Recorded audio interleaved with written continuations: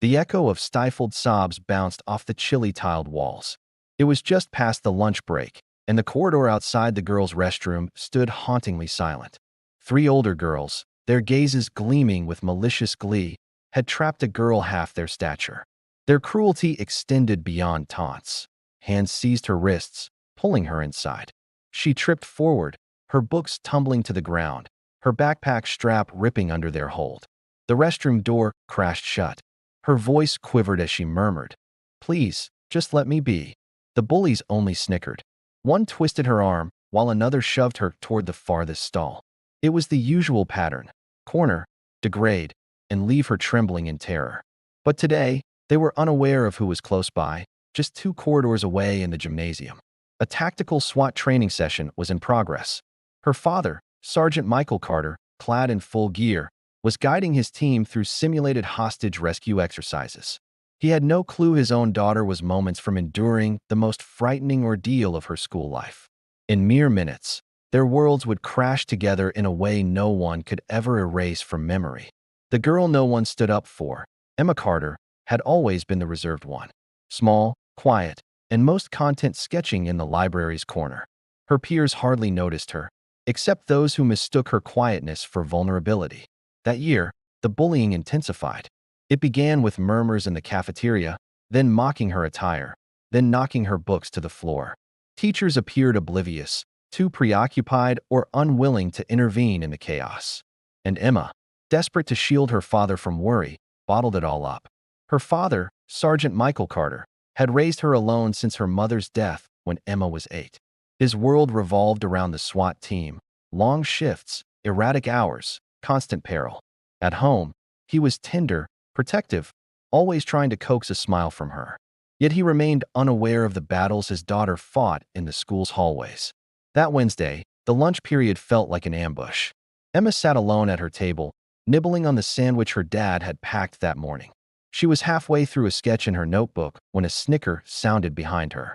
"Hey, Mouse," one of the girls taunted. It was Chloe, the self-styled queen of their grade. Flanked by Ava and Lily, equally smug, she sneered, "Nice drawing. Looks like a preschooler's work." Emma kept her eyes down, closing her notebook, trying to finish her meal, but Chloe snatched the notebook from the table.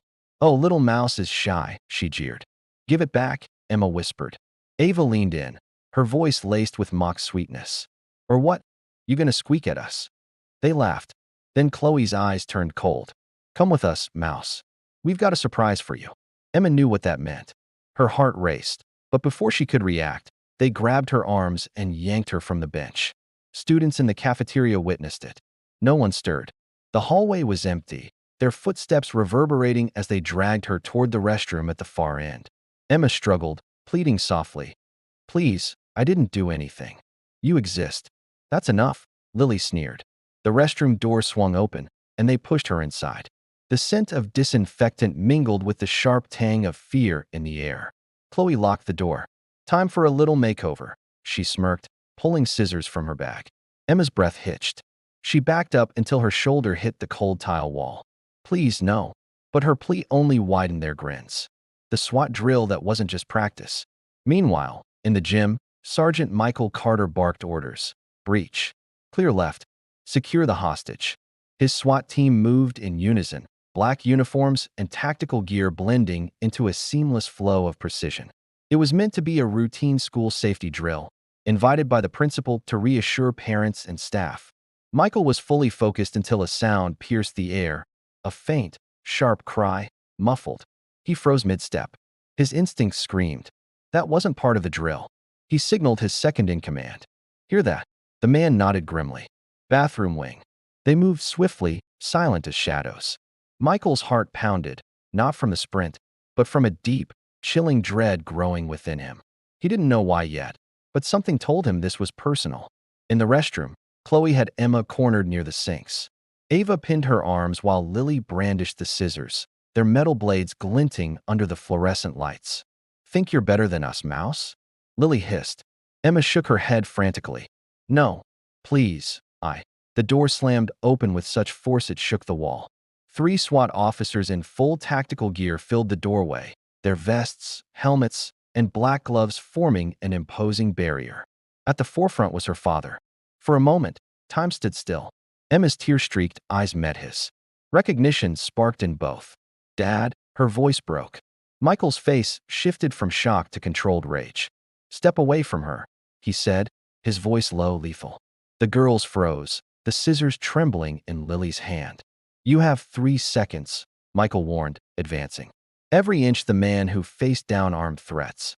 3. Ava released Emma's arms. Chloe stepped back, hands shaking. Lily's grip faltered, and the scissors clattered to the floor. Michael moved between them and his daughter, wrapping a protective arm around Emma.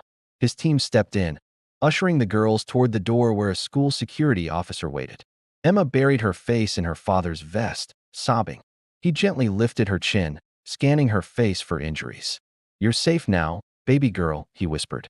Outside, students gathered, watching wide-eyed as the 3 sobbing bullies were led down the hall by the SWAT team. The story spread like wildfire. No one would forget the day Sergeant Carter learned what his daughter had endured. From that day, Emma was no longer the timid mouse. She was the girl whose father would move mountains to protect her. And the school learned a lesson in bravery they'd never forget.